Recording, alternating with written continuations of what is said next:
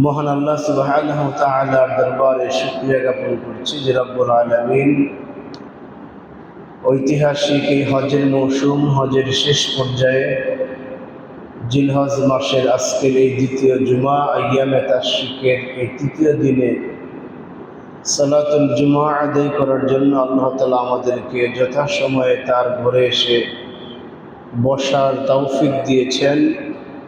মহাগ্রন্থ আল কোরআনে কারীম থেকে সংক্ষিপ্ত আকারে কিছু কথা শোনার জন্য, আলোচনা করার জন্য আমাদেরকে বাছাই করেছেন। এই জন্য আমরা আল্লাহ তাআলার দরবারে শুকরিয়া জানাচ্ছি, আলহামদুলিল্লাহ।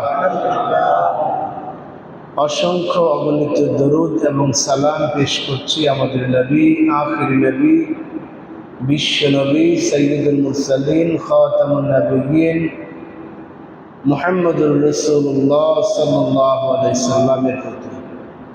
আল্লাহুম্মা সাল্লি আলা মুহাম্মদ, আল্লাহুম্মা বারিক আলা মুহাম্মদ।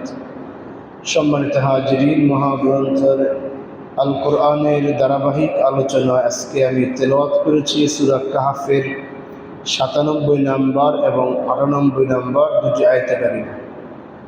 আল্লাহ সুবহানাহু ওয়া তাআলার নিকট তৌফিক কামনা করছি, তিনি যেন আমাকে তেলাওয়াতকৃত আয়াতের আলোকে অতি সংক্ষিপ্ত আকারে প্রয়োজনীয় কিছু কথা বলার তৌফিক দিন, বলুন আমিন। যারা আমরা শুনছি, আমাদের সকলকে কোরআনের আলোকে আমাদের জীবনকে সাজাবার তৌফিক দিন, আমিন। সম্মানিত হাজিরিন, গত জুমাতে আমরা আলোচনা করেছিলাম যে বাদশাহ যুলকারনাইন, যিনি গোটা পৃথিবীর বাদশাহ ছিলেন, তিনি এই পৃথিবীকে সফর করেছিলেন একেবারে সূর্য উদয়স্থল থেকে সূর্য অস্তস্থল পর্যন্ত, আবার উত্তর থেকে দক্ষিণ পর্যন্ত। গোটা পৃথিবীর কোনো একটা অঞ্চল তার সফরের বাকি ছিল না, বলেন সুবহানাল্লাহ।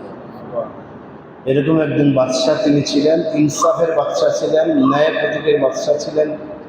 তিনি তার এই পৃথিবীতে আল্লাহর এই কোরআনের বিধানের আলোকে, তৎকালীন যেই বিধান ছিল, আল্লাহর যে বিধান ছিল, ওই বিধানের আলোকে তিনি জনগণকে শাসন করতেন। নিজের মন গড়া কোনো আইন দিয়ে তিনি জনগণকে শাসন করতেন না। তো তিনি যখন পৃথিবীর উত্তর প্রান্তের একটা জাতির কাছে গিয়ে জানতে পারলেন যে এই এলাকায় ইয়াজুজ এবং মাজুজ নামে এক সন্ত্রাসী বাহিনী প্রতিদিন তাদেরকে বিভিন্নভাবে উত্ত্যক্ত করে, তাদের সম্পদগুলি নিয়ে যায়, বিভিন্ন সন্ত্রাসী কার্যকলাপ করে, চাঁদাবাজি করে, ডাকাতি করে, ছিনতাই করে, ধর্ষণ করে, এই বিভিন্ন অন্যায় কাজে লিপ্ত।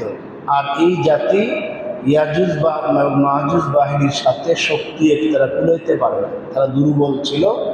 পক্ষান্তরে সন্ত্রাসী বাহিনীটা ছিল শক্তিশালী।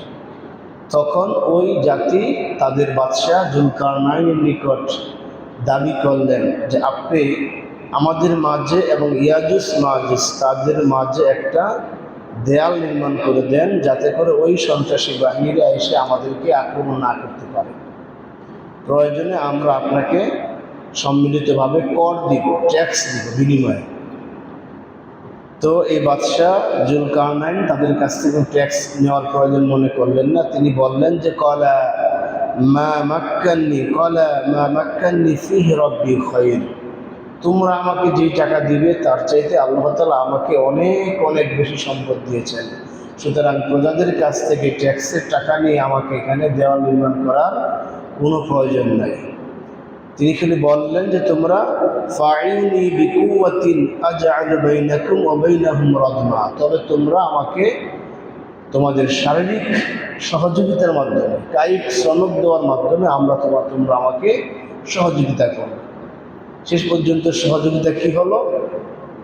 অত্র এলাকায় যত লোহা ছিল, লোহার পাত ছিল, তারা সব কিছু এনে জমা করলেন। সেখানে লোহা এবং তামার মাধ্যমে ইয়াজুজ মাজুজের মাঝখানে বাদশাহ যুলকারনাইন বিশাল এক দেয়াল নির্মাণ করে দিলেন, যে দেওয়ালের প্রশস্ততা ছিল গোড়ার দিক দিয়ে প্রায় আমাদের বর্তমান মাপের 10 ফিট, আর উচ্চতা ছিল তাটা 290 ফিট, অর্থাৎ 2 পাহাড়ের চূড়া পর্যন্ত তিনি এই দেওয়ালটা নির্মাণ করে দিলেন। এই দেওয়ালটা নির্মাণ করে দিয়ে তিনি তার জাতিকে আশ্বস্ত করলেন, ফামাস্তাতাউ আন ইয়াযহারু, আজকে আমি যে আয়াত তেলাওয়াত করলাম এখান থেকে শুরু এই আজকের আলোচনা। জাতিকে আশ্বস্ত করলেন যে এই যে এমন একটা প্রাচীর আমি তোমাদেরকে নির্মাণ করে দিলাম, ফামাস্তাতাউ আইয়াযহাবুহু, এই প্রাচীরকে টপকাবার মতো কোনো সাহস ইয়াজুজ মাজুজের আর কখন হবে না। সুবহানাল্লাহ। কিয়ামত পর্যন্ত চেষ্টা করেও ওই পদের সন্ত্রাসী বাহিনীরা এই প্রাচীরকে টপকাইয়া তোমাদের এপারে আসবে, এটা তাদের পক্ষে সম্ভব হবে না। ওয়ামাস্তাতাউ লাহু নাকবা, এবং সেই প্রাচীরকে সুরঙ্গ করার মতো সুযোগও তাদের থাকবে না। সুবহানাল্লাহ। দুইটা কথা বলছে, একটা প্রাচীরকে টপকাতে পারবে না, এটা পারবে না কেন? এই প্রাচীরটা একেবারে এই নিচে ছিল 10 ফিট, এটা আস্তে আস্তে একদম চাপাই নিয়ে এসে উপরে সেটাকে একবারে মিলিয়ে দিচ্ছে, অর্থাৎ উপরে সেটাকে চোখকা করে মিলিয়ে দিচ্ছে, যার ফলে এটা ওঠা সম্ভব নয়। আর গোটা প্রাচীরটা ছিল লোহার তৈরি, এই লোহার মধ্যে তামা গলিয়ে তাকে আস্তর দেওয়া হয়েছে। আমরা যেরকম সিমেন্ট দিয়ে আস্তর করি বালু দিয়া, তৎকালীন সিমেন্ট বালুর আবিষ্কার হয়নি, তখন ছিল লোহার তামা। এদের বাড়িঘর, এদের কোনো প্রাচীর নির্মাণ করতে হলে সেখানে লোহার পাত ছিল, আমাদের ইট বা ব্লকের মতো এরকম লোহার পাত ছিল, এগুলো একটার একটা লাগায় দিয়া পরে তামাকে গলায় দিয়া ওইখান থেকে ঢাইলা দিত। উপর থেকে ঢাইলা দিলে ওই তামাটা আস্তে আস্তে দুই দিকে পইরা এমনভাবে শক্ত হইতো যে ওইটা লোহার প্রাচীরটা এমন মজবুত হইতো যে সেটা আর ভাঙ্গা কারো পক্ষে সম্ভব হতো না। আল্লাহ তাআলা যুগে যুগে মানুষকে টেকনিক শিক্ষা দিয়েছে। তৎকালীন টেকনিক্যাল পদ্ধতি এটাই ছিল, তৎকালীন ইঞ্জিনিয়ারিং পদ্ধতি এটাই ছিল। এখন তো আমরা অনেক কিছু পারি, অনেক কিছু হচ্ছে। তো এই যে একটা দেওয়াল নির্মাণ করে দিলেন, দেওয়ালটা নির্মাণ করে দিয়ে বাদশা যুলকারনাইন আল্লাহর উপর ভরসা করে বললেন, ফামাস্তাতাউ আইয়াযহারু, কিয়ামত পর্যন্ত এই জাতি চেষ্টা করবে এই দেওয়ালটা টপকাবার জন্য, কিন্তু টপকাতে পারবে না। ওয়ামাস্তাতাউ লাহু নাকবা, এবং এটাকে তারা সুরঙ্গ ছিদ্র করতে পারবে না, কারণ যে প্রাচীরটা 10 ফিট প্রশস্ত এবং লোহা তামাকে ঢালাই দেওয়া, এটাকে সুরঙ্গ করার মতো যন্ত্র তাদের কাছে নাই। এটা তিনি বলে আশ্বস্ত করলেন। আমাদের নবী মুহাম্মদ সাল্লাল্লাহু আলাইহি সাল্লাম হাদিসে ইরশাদ করেছেন যে এই জাতি প্রতিদিন তারা সকাল থেকে সন্ধ্যা পর্যন্ত একটা বাহিনী আছে, প্রতিদিন তারা এই দেওয়ালটাকে তাদের তৎকালীন যে অস্ত্র, ওই অস্ত্র দিয়ে চেষ্টা করে এটাকে খোঁড়া করার জন্য, এটাকে ফুটা করে এই পারের কোনো সুরঙ্গ তৈরি করে নিজে আসা যায় কিনা প্রতিদিন তারা চেষ্টা করে। কিন্তু তারা এই চেষ্টা করতে করতে করতে করতে যখন সন্ধ্যা হয়ে যায়, সামান্য একটু ফুটা হয়, একটু করতে পারে, একটু হালকা 10 ইঞ্চি, 1 ফুট 1.5 ফুট এরকম ফুটে তারা করতে পারে। যখন সন্ধ্যা হয়ে যায় তখন তারা শ্রান্ত হয়ে তারা বাসায় ফিরে যায় এবং বলে যে আজকে আমরা একটু করেছি, আগামীকাল আমরা আরেকটু করব। এটা বলে যারা তখন বাসায় চলে যায়, আল্লাহ তাআলার কুদরতে ওই যে উপরে তামা দেওয়া হয়েছে, ওই তামাগুলি আল্লাহর বিশেষ আদেশে আবার সেগুলো গলে গলে ওই সুরঙ্গটা বন্ধ হয়ে যায়। বলে সুবহানাল্লাহ। এটা হাদিসে রাসূলুল্লাহ সাল্লাল্লাহু আলাইহি ওয়াসাল্লাম বলেছেন যে তাদের এই সুরঙ্গটা তখন আর থাকে না, বন্ধ হয়ে যায়। কেন হয়ে যায়? এটা আল্লাহ তাআলা বাদশা যুলকারনাইনের সম্মানে এই কাজটা আল্লাহ তাআলা প্রতিদিন করেন। সুবহানাল্লাহ। কারণ তিনি তার পবিত্র জবান দিয়ে একটা কথা বলেছেন, একটা ইনসাফপূর্ণ ন্যায় পরায়ণ একজন বাচ্চা ছিলেন, আল্লাহওয়ালা একজন বাচ্চা ছিলেন। তার মুখ দিয়ে একটা কথা বের হয়েছে যে কিয়ামত পর্যন্ত চেষ্টা করেও তারা এই পারে আসতে পারবে না, সুরঙ্গ করতে পারবে না। যার কারণে আল্লাহ তাআলা তার সম্মান রক্ষার্থে তারা যতই চেষ্টা করুক না কেন, তারা এটা আর সুরঙ্গ করতে তারা সম্ভব নয়, তারা পারছে না। রাসূল পাক সাল্লাল্লাহু আলাইহি ওয়াসাল্লামের এই হাদিস শুনে 227 হিজরিতে আব্বাসীয় খলিফা, যার নাম ছিল ওয়াসিক বিল্লাহ, যখন তিনি এই হাদিসটা শুনলেন যে প্রতিদিন তারা চেষ্টা করে এটাকে সুরঙ্গ করার জন্য কিন্তু পারে না, এটা তারা এই হাদিসের আলোকে বাদশাহ ওয়াসিক বিল্লাহ 227 হিজরিতে, তৎকালীন সময় তিনি আব্বাসীয় খলিফার ক্ষমতায় ছিলেন, তিনি 50 জন সদস্যের শক্তিশালী এক সৈন্য বাহিনীকে প্রয়োজনীয় সরঞ্জাম দিয়ে সেখানে পাঠালেন। তোমরা গিয়ে দেখো এই প্রাচীরটা তোমরা কোনো ছিদ্র করতে পারো কিনা, বা প্রাচীরটা টপকায় তোমরা ওই পারে কি আছে তোমরা দেখতে পারো কিনা। এই বলে তিনি 50 জন সুদক্ষ সৈন্যবাহিনী সেখানে প্রেরণ করলেন। এই সেনা সদস্যরা দেশের পর দেশ, শহরের পর শহর অতিক্রম করে তারা সেখানে পৌঁছলেন। সেখানে পৌঁছে যারা হাদিসের ভাষ্য অনুযায়ী দেখতে পাইলেন লাল এবং কালো বর্ণের এই তামা দ্বারা এই পুরা প্রাচীরটা সুন্দর একটা ডিজাইন করে সেই প্রাচীরটা নির্মাণ করা হয়েছে। তারা প্রায় 2 মাস চেষ্টা করেছে। কয় মাস? অনবরত তারা 2 মাস চেষ্টা করেছেন। 1 ইঞ্চি পরিমাণ সেই পাহাড়, সেই ওয়ালটাকে তারা ছিদ্র করার সুযোগ পান নাই। অনেক চেষ্টা করেছেন, টপকাবার চেষ্টা করেছেন, ছিদ্র করার চেষ্টা করেছেন, পারেন নাই। কেন পারেন নাই? বাদশাহ জুলকারনাইন পরবর্তী আয়াতে বলতেছেন, ক্বালা হাযা রাহমাতুম মির রাব্বি, তিনি বললেন এই যে আমি প্রাচীরটা নির্মাণ করেছি, এই প্রাচীরটা তারা টপকাতে পারবে না, এই প্রাচীরটাকে সুরঙ্গ করতে পারবে না। এর কারণ কি জানো? হাযা রাহমাতুম মির রাব্বি, এটা আমার রবের অনুগ্রহ। বলে সুবহানাল্লাহ। আল্লাহর প্রতি কত ভরসা তাদের ছিল, আল্লাহর প্রতি কত মজবুত ঈমান ছিল। তিনি কিন্তু সমস্ত কৃতিত্ব নিজের উপর নিতে পারতেন, যে আমি এমন একটা দেওয়াল বানায় দিছি এটা কেউ টপকাতে পারবে না। এটা তিনি নিজের উপরে না নিয়ে বললেন কি, ক্বালা হাযা রাহমাতুম মির রাব্বি, এটা আমার রবের একটা রহমত। সুবহানাল্লাহ, আমার রবের একটা অনুগ্রহ। সুতরাং এখানে আমার কোন ক্ষমতা নাই, আমার রব এটাকে আমাকে আমার দ্বারা করিয়েছেন। সুতরাং আমার রবের রহমতের কারণেই এটা আমি এরকম মজবুতভাবে তৈরি করতে পেরেছি। ফাইযা জাআ ওয়া'দু রাব্বি জা'আলাহু দাক্কা, তবে আমি এটাকে যত মজবুতই করি না কেন, আমার রবের নির্ধারিত সময় যখন চলে আসবে এটা ধ্বংস হওয়ার, তখন একটা ধাক্কায় গোটা এই দেয়ালটা, একটা ধাক্কায় সেটা ধসে পড়ে যাবে। বলেন সুবহানাল্লাহ।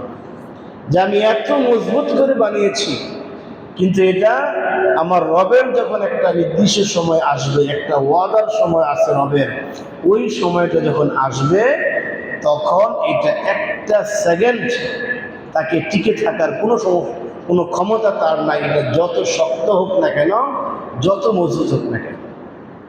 তার এই কথাটা আল্লাহ তাআলা এত খুশি হয়েছেন যে আমার বান্দা ইচ্ছে করলে সে নিজেই যে বলতে পারত যে আমি করে দিয়েছি। এই সমস্ত কথা না বলে সে আমার উপর এমন আশ্বাস, এমন ভরসা, এমন ঈমান রেখেছেন, যার ফলে আল্লাহ তাআলা এটাকে স্থায়িত্ব দিয়েছে। এখন পর্যন্ত সেই প্রাচীর আছে, সেই কৃষ্ণ সাগর এবং ক্যাম্পিয়ান সাগরের মাঝখানে সেই যে পাহাড়ি অঞ্চল, সেই এখন পর্যন্ত সেই স্থাপত্য আছে, যার 1 ইঞ্চি পরিমাণ কোনো ক্ষয় হয়নি। বলেন সুবহানাল্লাহ।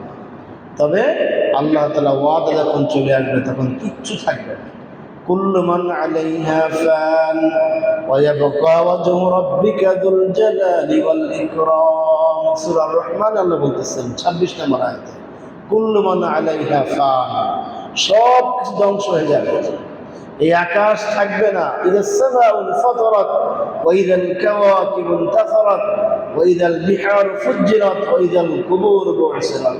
আল্লাহ বলতেছেন যখন ইসরাফিল আলাইহিস সালাম তার সিংহাতে ফু দিবেন, দেওয়ার সাথে সাথে গোটা আকাশটা, যে 7টা স্তরে আকাশটা আল্লাহ তাআলা সাজিয়েছেন, গোটা আকাশটা বিধ্বস্ত হয়ে যাবে। সুবহানাল্লাহ। ওয়াইদাল কাওয়াকিবু ইনতাসারাত, সেখানে অনেক হাজার হাজার কোটি কোটি বিশাল বিশাল গ্রহ নক্ষত্র রয়েছে, সব কিছু ভেঙে চুরমার হয়ে যাবে, সব কিছু একবারে জমিনের সাথে মিশে যাবে। পাহাড় পর্বত যা কিছু আছে কোনো কিচ্ছু সেখানে থাকবে না।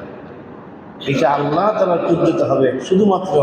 ওয়ায়াবকা ওয়াজহু রাব্বিকা যুল জালালি ওয়াল ইকরাম, পরাক্রমশালী মহিমান্বিত তোমার রবের চেহারা, অর্থাৎ তোমার রব শুধু অবশেষে থাকবেন আর সব শেষ হয়ে যাবে। সুবহানাল্লাহ। এই বাদশাহ জুলকারনাইন বললেন যে ওই দিনটায় আমার এই প্রাচীর থাকবে না। ওয়া কানা ওয়া'দু রাব্বি হাক্কা, আমার রব যত ওয়াদা করেছেন সমস্ত ওয়াদা সত্য। এই কোরআনের মাধ্যমে আল্লাহ তাআলা আমাদেরকে ওয়াদা করেছেন, ওয়ালিকুল্লি উম্মাতিন আজাল ফাইযা জাআ আজালুহুম লা ইস্তাখিরুনা সাআতান ওয়া লা ইস্তাকদিমুন। সূরা আরাফের 34 নম্বর আয়াত সহ অনেক আয়াতের মাধ্যমে আল্লাহ তাআলা আমাদেরকে এই ওয়াদা করেছেন, ওয়ালিকুল্লি উম্মাতিন আজাল, প্রত্যেকটা বস্তুর, প্রত্যেকটা জাতির একটা নির্ধারিত সময় রয়েছে। এই পাহাড়, এই পর্বত, এই পৃথিবী, এই বিশাল নির্মিত প্রাচীর এবং মানুষ জাতি, জিন জাতি এবং যত চতুষ্পদ প্রাণী আছে, প্রত্যেকটা জাতির একটা নির্ধারিত সময় আছে। ওই সময়টা যখন চলে আসবে, এক মুহূর্ত তাকে সুযোগ দেওয়া হবে না, হবে না, ঠিক কিনা? সুযোগ দেওয়া হয়? হয় না। আমি মানুষ, আপনি মানুষ, আমরা মানুষ, আমাদেরকে আল্লাহ তাআলা একটা সময় দিয়েছেন। ওই সময়টা যখন চলে আসবে, আল্লাহ তাআলা বলেন সূরা মুনাফিকুনের 9 এবং 10 নম্বর আয়াতে, وأنفقوا مما رزقناكم من قبل أن يأتي أحدكم الموت فيقول ربي لولا أخرتني إلى أجل قريب فأصدق وأكن من الصالحين।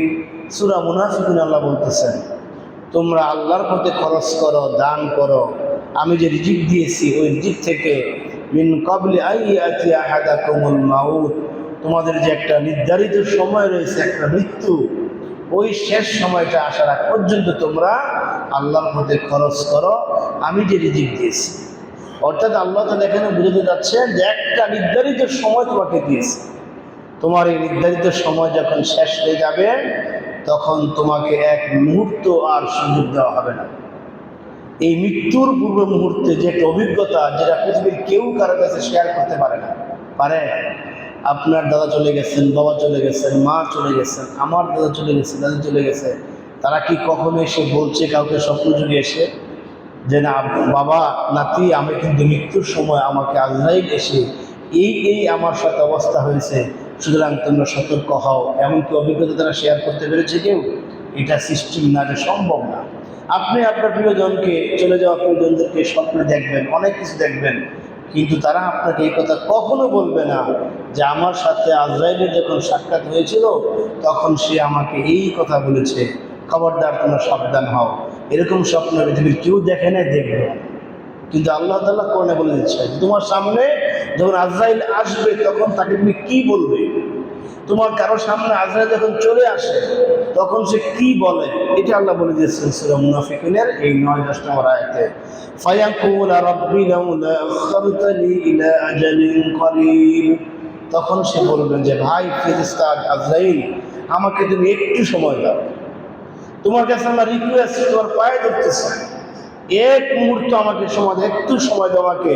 ফাসাদদাকা ওয়া আকুম মিনাস সালিহিন, আমি দুনিয়াতে কিছু দান খয়রাত করে আসি এবং নেককার লোক যারা আছে, সালিহিন যারা আছে, এরকম নেককার লোকদের সাথে আমি একটু অবস্থান করে আসি, আমাকে কয়েকটা দিনের সময় দাও, বছর চাই না, কয়েকটা দিনের সময় আমাকে দাও, আমার যত সহায় সম্পদ আছে আমি সব কিছু আল্লাহর রাস্তায় দান করে আসবো। এটা হলো ফেরেশতা যখন, এই মৃত্যুর ফেরেশতা যখন তার সামনে আসে, তখন ফেরেশতার সাথে এক ব্যক্তির আকুতি, যেটা আল্লাহ তাআলা কোরআনের মধ্যে আমাদেরকে জানিয়েছে। আল্লাহ পরবর্তী পর্যায়ে ওই ফেরেশতা বলে দিবেন, ওয়ালাই ইউখিরুল্লাহু নাফসান ইযা জাআ আজালুহা, যে না, এটা আল্লাহর সিস্টেম নয়, এটা আল্লাহর সুন্নাহ নয় যে কারো সামনে যদি মৃত্যু নামক সেই ফেরেশতা চলে আসে, আজরাইল যদি কারো সামনে চলে আসে, ওইটা আল্লাহর সিস্টেম নয় যে তাকে এক মুহূর্ত, একটা সময়ের জন্য অবকাশ দেওয়া, এটা সুন্নত নয়। বরং আল্লাহ তাআলা তোমার সমস্ত বিষয়ের খবর জানেন, তোমার যে সময় আল্লাহ দিয়েছেন সেই সময় শেষ করেই তোমাকে আমার কাছে পাঠিয়েছেন। তোমার প্রত্যেকটা বিষয় আল্লাহ তাআলা নির্ধারণ করেছেন তোমার সৃষ্টির 50,000 বছর আগে। বলেন সুবহানাল্লাহ। আপনি পৃথিবীতে এসেছেন 1992 সালে, অথবা 1980 সালে, অথবা আপনি এসেছেন 1972 সালে। এই 1972 সালের 50,000 বছর আগে আপনাকে আল্লাহ তাআলা কি পরিমাণ রিজিক দিয়েছেন, আপনার সেই কপালে আল্লাহ লিখে দিয়েছেন। বলেন সুবহানাল্লাহ। আমাদের প্রত্যেকের কপালে একটা স্টিকার আছে, প্রত্যেকের কপালে একটা কি আছে? স্টিকার আছে। সেখানে আপনি কি পরিমাণ রিজিক খাবেন লেখা আছে। আপনাকে আল্লাহ তাআলা আপনার ডেট অফ এক্সপায়ার, আপনার ডেটটা শেষ কবে লেখা আছে। আপনাকে কতগুলো নিঃশ্বাস দিয়েছেন তা লেখা আছে, আপনাকে কথা বলার কতগুলি কথা আল্লাহ সুযোগ দিবেন তা লেখা আছে। এই সব যখন শেষ হয়ে গিয়েছে, আল্লাহ বলেন ঠিক তখনই আজরাইলকে তোমার কাছে প্রেরণ করেছি, এক মুহূর্ত আগেও না, এক মুহূর্ত পরেও না। বলেন সুবহানাল্লাহ। প্রত্যেকটা নিঃশ্বাস আল্লাহর কাছে হিসাব করা আছে। এখন আমাদের কপালে আছে, কপাল কাটলে কি দেখা যাবে, বুঝা যাবে না? দুনিয়ার কোন স্ক্যানার স্ক্যান করতে পারবে না। এটা বুঝে একবারে সহজ। বর্তমান আমরা আধুনিক যুগে যে বার কোড দেওয়া হয়, বার কোড আছে না, কিউআর কোড, যে স্ক্যান করি মোবাইল দ্বারা, সেখানে কি আছে আমরা দেখি, বুঝি কি আছে, বুঝি না। মোবাইল নিয়ে যে আমরা স্ক্যান করি তখন লেখা আসে এই আছে, ঠিক কিনা? এরকম আল্লাহ তাআলা যে স্ক্যানার এখানে স্টিকার দিয়েছেন, এই স্ক্যানারটা আজরাইলের কাছে দেওয়া আছে। সে প্রত্যেকের কপালে দৈনিক 5 বার এটি স্ক্যান করে দেখে তার কি পরিমাণ রিজিক বাকি আছে, তার কি পরিমাণ হায়াত বাকি আছে, তার কি পরিমাণ ভাষা কথা বাকি আছে। প্রতিদিন 5 বার এসে আপনার জন্য আমার জন্য যে মালাকুল মউত আল্লাহ রেখেছেন, মৃত্যুর ফেরেশতা যাকে দায়িত্ব দিয়েছেন, সে দৈনিক 5 বার এসে স্ক্যান করে দেখে এই বান্দার কি পরিমাণ সময় এখন বাকি আছে। বলেন সুবহানাল্লাহ। এবার চিন্তা করেন বেঁচে থাকাটা কত রিস্ক। এই যে আমরা দুনিয়াতে বেঁচে আছি, অনেক রিস্ক না? অনেক রিস্ক। আপনি যদি ওয়ারেন্টের আসামি হন, যদি খবর পাওয়া যায় পুলিশ আসতেছে, পুলিশ কিন্তু আপনাকে ধরতে আসে না, কিন্তু ওয়ারেন্টের আসামি হওয়ার কারণে পুলিশ দেখা মাত্রই ভিতরে শুকায় যায়, সর্বনাশ, এই মনে হয় ধরা খেয়ে গেলাম, ঠিক কিনা? তো সেই আজরাইল আলাইহিস সালাম আপনার জন্য আমার জন্য দৈনিক এরকম 5 বার স্ক্যান করে দেখেন কি পরিমাণ হায়াত, কি পরিমাণ রিজিক বাকি আছে। এই জন্য আল্লাহ বলছেন কুল্লু নাফসিন যায়িকাতুল মাউত, প্রত্যেক মানুষকে এই অবস্থাটা তার আসবে, তার শেষ সময়টা আসবে। সে যত বড় শক্তিশালী হোক না কেন, যত বড় ক্ষমতাধর হোক না কেন, এই আজরাইলের চোখ থেকে সে নিজেকে কখনো আড়াল করতে পারবে না। ওয়াইন্নামা তুওয়াফাউনা উজুরাকুম ইয়াওমাল কিয়ামাহ, শুধু মৃত্যুটা শেষ নয়, আল্লাহ তাআলা কিয়ামতের দিন তোমার যত পাওনা হিসাব নিকাশ আছে সব কিছু আল্লাহ বুঝিয়ে দিবেন। ফামান যুহজিহা আনিন নারি ওয়া দুখিলাল জান্নাহ ফাকাদ ফাযা, আল্লাহ বলতেছেন যদি ওই দিন তুমি জাহান্নামের আগুন থেকে নিজেকে রক্ষা করে তুমি জান্নাতে প্রবেশ করতে পারো, ফাকাদ ফাযা, তাহলে তুমি সফল। সুবহানাল্লাহ। দুনিয়ার জীবনে আপনি অনেক কিছু করেছেন, অনেক বাড়ি গাড়ি সম্পদ হয়, অনেক কিছু মালিক, কিন্তু এটা সফলতার মাপকাঠি নয়। বরং সফলতার মাপকাঠি হলো যদি আমরা যদি হাসরের ময়দানে এই জাহান্নামের আযাব থেকে বাঁচিয়ে নিজেকে জান্নাতি করতে পারি, আল্লাহ বলেন ফাকাদ ফাযা, সে হলো আসল সফলতার মালিক। বলেন সুবহানাল্লাহ।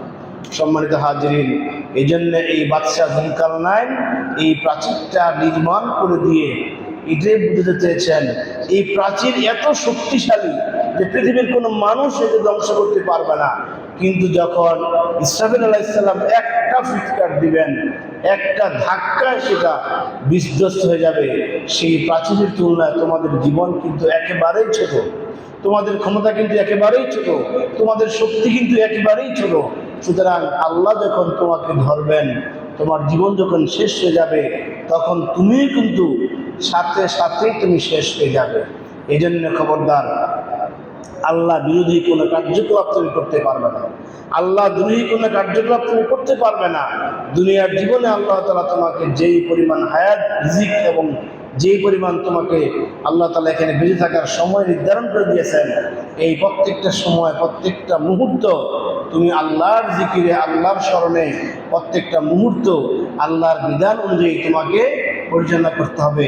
এই মেসেজটা বাদশাহ যুলকারনাইন এই সূরা এই কাহফের এই 97 নম্বর আয়াতের মাধ্যমে, 98 নম্বর আয়াতের মাধ্যমে, এই দুটি আয়াতের মাধ্যমে আমাদেরকে জানিয়ে দিলেন যে বান্দা, তুমি যত বড় শক্তিশালী হও না কেন, যত বড় ক্ষমতাধর হও না কেন, যত বিশাল লম্বা হায়াতের পাও না কেন, যে আমি বাদশাহ যুলকারনাইন, গোটা পৃথিবীর বাদশাহ আমার, গোটা পৃথিবীর রাজত্ব আমার, আমাকে আল্লাহ তাআলা আকাশের মেঘমালাকে আমার অনুভূতি করে দিয়েছেন। এই মেঘমালার মাধ্যমে আমি পৃথিবীর পূর্ব প্রান্তে গিয়েছি, পশ্চিম প্রান্তে গিয়েছি, উত্তর প্রান্তে গিয়েছি, দক্ষিণ প্রান্তে গিয়েছি, গোটা পৃথিবী আমার শাসনে চলে এসেছে। কিন্তু আমার সময় যখন শেষ হয়ে যাবে, আমি একটা মুহূর্ত পৃথিবীতে থাকতে পারবো না। সম্মানিত হাজিরিন, আল্লাহ তাআলা এটাই আমাদেরকে বোঝাচ্ছেন যে এই পৃথিবীর দুনিয়াটা তোমাদের জন্য একটা ক্ষণস্থায়ী, ইল্লা মাতাউল গুরুর, এটা ক্ষণস্থায়ী একটা সময়, ক্ষণস্থায়ী একটা জীবন। এই জীবনটাকে অনেক বেশি পাওয়ার জন্য তোমার আখিরাতের জীবনটা যেন শেষ না হয়। আখিরাতকে টার্গেট করে তোমার এই জীবনের সকল কার্যক্রম হবে, তাহলেই তুমি সফলতা লাভ করতে পারবে। আসুন আমরা আমাদের জীবনের সকল কার্যক্রম, সকল কর্মসূচি একমাত্র আল্লাহর সন্তুষ্টি হওয়ার জন্য, আল্লাহকে রাজি খুশি করার জন্য এবং আখিরাতটাকে সুন্দর করার জন্য আমাদের এই জীবনটাকে আমরা পরিচালনা করি। আল্লাহ তাআলা সবাইকে তৌফিক দান করুন, আমিন। সম্মানিত হাজিরিন,